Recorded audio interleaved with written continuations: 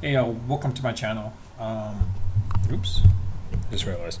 Welcome to my channel. I'm not sure what to say exactly. I mean, honestly, I think I figured, the Nuggets were going to win against the Heat in Game 3.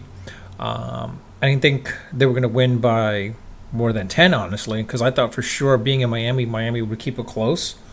But quite honestly, it's a little surprising. Field goal percentage wise, you take a look, you'll see basically that Miami's field goal percentage was at, I'm reading the stats here, 37% versus Denver's 51%. They were like pretty much hitting half their shots. 3 point wise, Miami had 31%, whereas Denver was at 27 or close to 28% basically. So Miami was taking more threes, but hitting a little bit more, just as much as the Denver Nuggets were. Free throw percentage, I mean, they're both, about the same. Rebounds was a big thing, specifically the defensive rebounds. Denver pretty much outplayed, out rebounded Miami. I think that's what it comes down to is the rebounds. They out rebounded the Miami Heat. Turnovers was another big factor. I mean, honestly, the Heat didn't give us much turnovers compared to the Nuggets. But the question is like the Heat never capitalized on it. Points in the paint was a big factor as well too. I mean, Denver pretty much doubled the points in the paint compared to the Heat. Heat were giving up a lot of fouls, of course. That was one of the big factors. Granted, and Butler and Abadaya were like, the high scores in the game of 20 and 22 respectively. It was one of those things where I think Lowry was almost non-existent. And the fact is Jokic and Murray both had 30s. So, like, they pretty much outscored the two Heat, basically main Heat players versus the Nuggets players. And Gordon scoring 11 points was another big factor, as well as Braun. Braun came in and scored 15 points.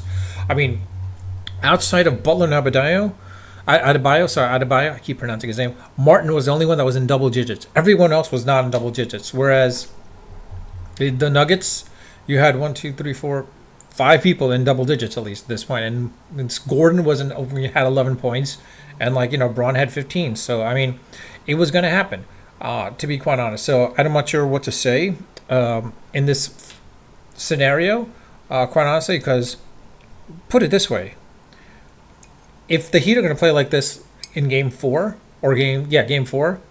look for the Denver Nuggets to win in 5 games. Look for them to win in 5 games because if Denver goes up 3-1, they pretty much have Game 4. Pretty much that's it. Game 4 is going to be, not Game 4. Game 5 is going to be pretty much theirs. If the Nuggets have take Game 4 and they're up 3-1, Game 5 is theirs to lose at that point. The Nuggets pretty much because at that point they're in that situation because Jokic was a triple double, another triple double again. I mean, if the Heat want to win this game, the biggest thing is you're not going to contain Jokic. Take out Murray. You have to contain Murray. You contain Murray, you can take out the team, and you can win. They didn't do that. I think they're going to probably come back in Game 5, and try to adjust and see how they do that essentially. But reality, I doubt that's going to be the case. I look for the Nuggets to win this series. It wasn't going to be a sweep as we saw, but I mean, seeing how the Nuggets played against the Lakers, and they were a really talented team, as well as let's not forget the Suns.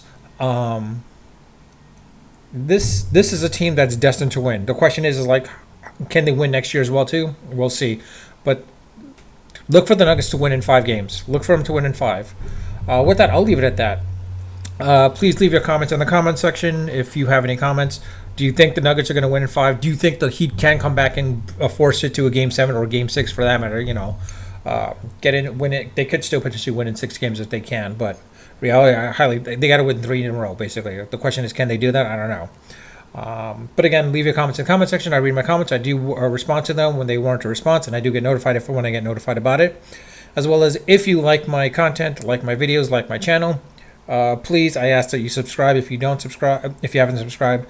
If you don't like my channel, don't like my videos, but still watch them, I ask again if you subscribe to it if you haven't subscribed. But with that, I'll leave it at that. Unfiltered, unedited, and of course, unrehearsed. Until next time.